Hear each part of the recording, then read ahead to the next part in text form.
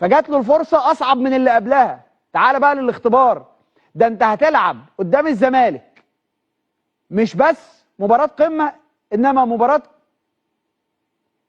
مباراه قمه، وايضا ببطوله. اللي يكسب على الارض بمعنى اصح، اللي يكسب مبروك اخد بطوله. زيزو النهارده بيأكد على جزئيه تتعلق بيه هو ذهنيا. ذهنيا الراجل كان مركز جدا في المباراه.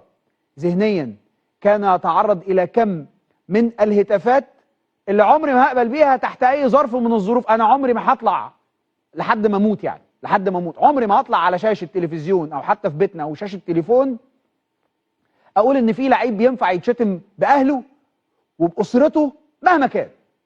مفيش حاجه في الدنيا كده، مفيش.